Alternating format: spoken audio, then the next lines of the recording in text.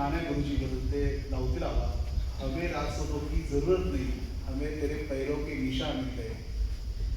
आणि खरोखरच आध्यात्मिकता ध्यान आपण कुठल्या तरी गोष्टी पाहिल्या असतात, संत पाहिले असतात, पण सुदर्शन क्रिया ही ध्यानधारणा म्हणजे माहिती आहे की ध्यान होतं, हिमालयामध्ये ध्यान करायचे योगी, दिवसभर वर्ष बसायचे, पण ती प्रोसेस माहिती नाही.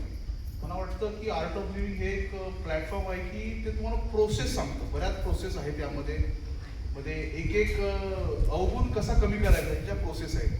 आणि ह्या प्रोसेस एवढ्या प्रूव्हन आहेत, म्हणजे मी माझ्या आयुष्यात त्या केलेल्या आहेत आणि त्या आजही मी गेले 6-7 वर्ष सुदर्शन क्रिया न चुकता करतो.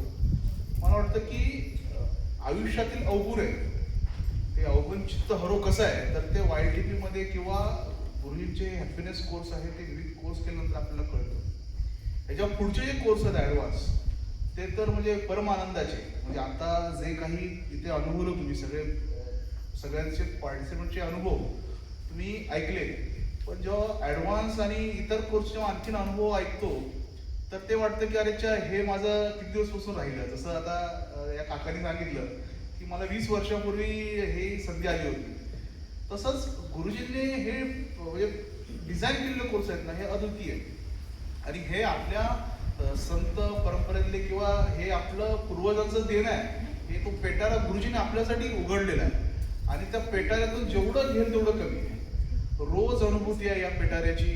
त्यामुळे देखणी ही पावले देय पण ती चालली, तशी गुरुजी त्या मार्गावरती निघाले आणि आपल्या सगळ्यांना घेऊन निघाले, त्या सगळ्यांना हात देत आहेत आणि त्याची अनुभूती येते. म्हणजे बऱ्याच वेळा मला दडपण जेव्हा येतं कधी किंवा सोशल प्लॅटफॉर्मवरती किंवा कुठल्याही प्लॅटफॉर्मवरती, तेव्हा मी गुरुदेवांचं स्मरण करतो. म्हणजे कधी बऱ्याच वेळा अचानकपणे एखादी गोष्ट सांगतात मला, तर मी गुरुदेवांना मनात स्मरण करतो, गुरुदेव आप देख लेना. मग चमत्कार आहे. म्हणजे मी जेव्हा म्हणतो गुरुदेव आप देख लेना, गुरुदेव सब देख लेते. आणि ही अनुभूती कधी येते की जेव्हा आपण साधनेत जातो, सत्संगामध्ये जातो आणि अतिशय चांगला प्लॅटफॉर्म आहे आणि हा ओपन टू ऑल आहे. फक्त यायचं आहे, बसायचं आहे, बाकी सगळं गुरुदेव करतात आणि निसर्ग करत असतो. आणि ती जादू आहे. म्हणजे मनात काय चाललंय, आपण म्हणतो ना की एखाद्याचं ध्यान लागत नाही, लक्ष लागत नाही, मग काय करायचं, त्याला फक्त YTP करा, हॅपीनेस करा. हॅपीनेसने आनंद होतो. मग YTP केल्यानंतर जसं उदाहरण दिलं की शेळीचा वाघ होतो. म्हणजे आज बरेच वाघ इथून बाहेर पडणार आहे, तर तुमचं अभिनंदन आहे. कडेगाव तालुक्यामध्ये तुम्ही खरोखरच एक चांगलं व्यसन लावून गेलेलं आहे आणि आज बघतो की तरुण पिढी कुठल्या मार्गात चालली आणि गुरुदेव आपल्याला कुठल्या मार्गात नेत आहे. आणि हा ऐतिहासिक वारसा आहे जो आपल्या ऋषींचा आहे, परंपरेचा आहे आणि तो वारसा आपल्या सर्वांसाठी खुला आहे. मी विनंती करतो की इंट्युशन म्हणजे ही आता हे जे दाखवलं, म्हणजे हे सगळं आतमध्ये जे म्हणतो ना, म्हणजे पिंडी ते ब्रह्मांडी, हे आतमध्ये, पण बाहेर कसं करायचं माहित नाही.